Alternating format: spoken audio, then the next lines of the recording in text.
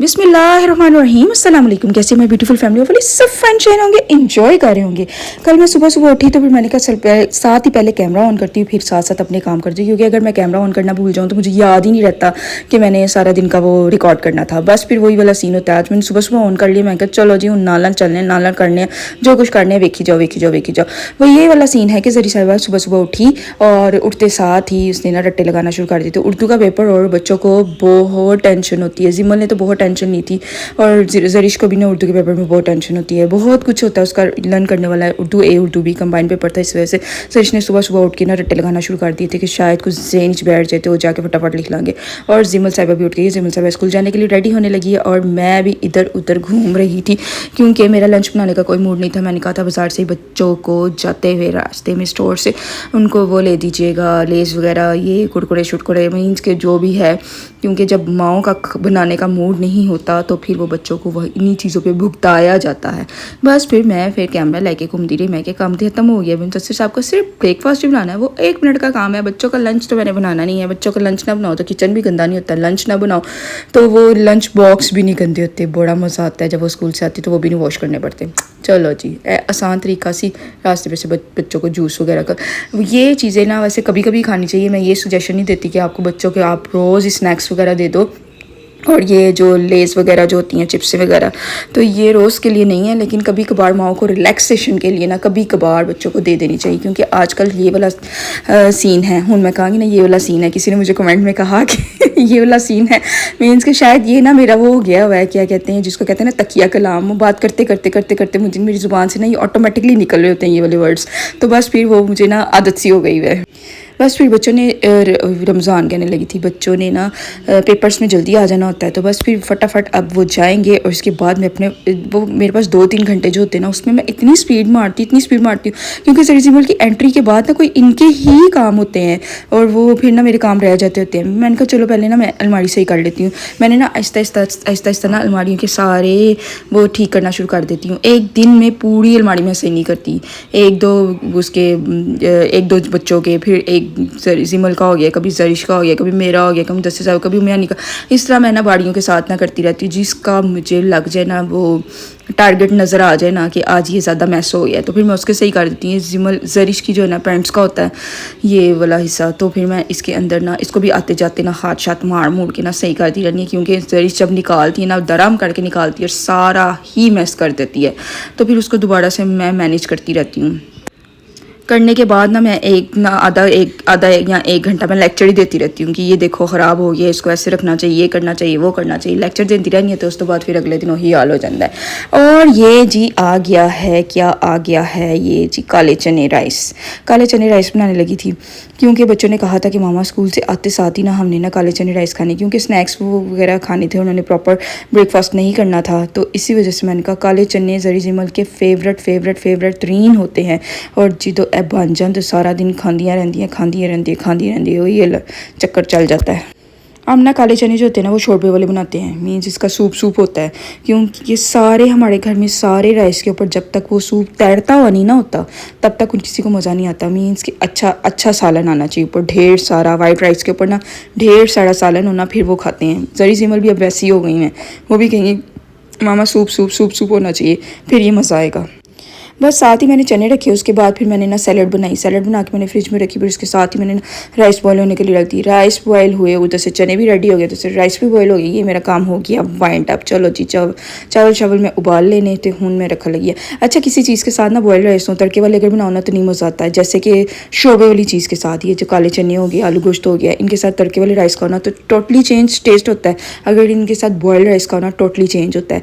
दालों के साथ तड़के वाले चलते हैं और शोरबों के साथ जो होते हैं ना वो बॉयल राइस होते हैं, फिर मज़ा आता है। मुझे तो ऐसा ही टेस्ट लगा हुआ है, क्योंकि अगर मैं तड़के वाले खा लूँ ना इन शोरबों के साथ तो मुझे मज़ा नहीं आता, लेकिन अगर मैं उसके साथ खाऊँ ना दालों के साथ तड़के वाले खाऊँ तो मज़ा आता है।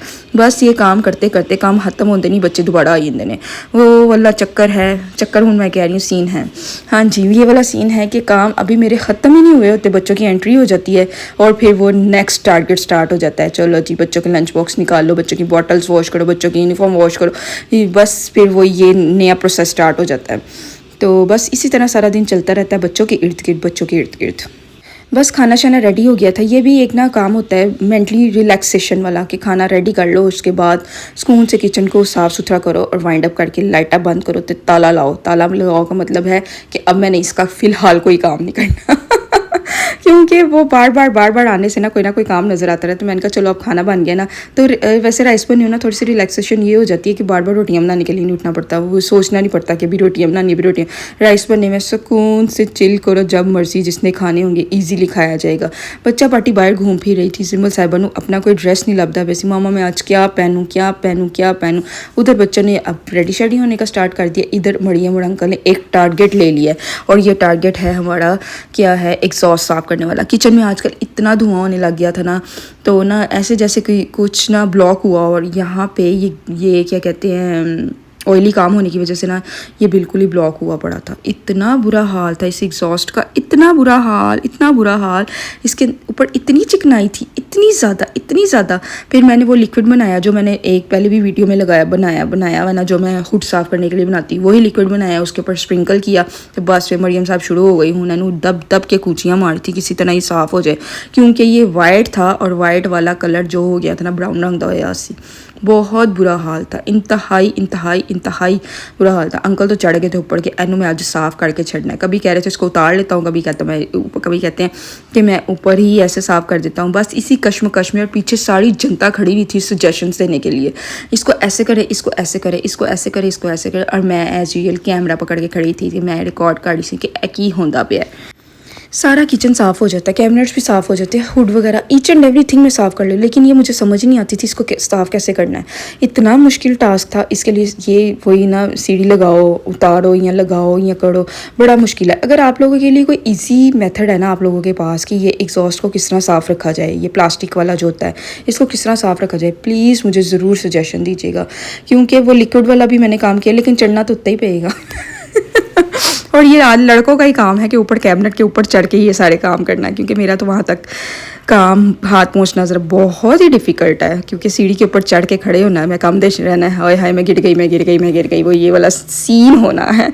बस बच्चे आगे बनाया धोया, फ्रेश हो गए हैं और अब खाना खाने लगे हैं और अपना फेवरेट खाना खाने लगे हैं, काले चने राइस। सिमल को तो इतने पसंद है कि वो कहती होती है मामा मुझे ब्रेकफास्ट में भी अगर आप दे देंगी ना ये, तो मैं ब्रेकफास्ट में भी खा लूँगी। मीन्स कि उसको इतने पसंद है। बस फिर रेस्ट फरमाया तो 4 बज के फिर टी पार्टी होने लगी थी, चाय शाय का टाइम हो गया था। मरियम ने थोड़ी सी चाट बनाई, कहती चलो चाट बनाते हैं और खाते हैं। मैंने पहले थोड़ी सी खाई, मुझे बड़ा मज़ा आया।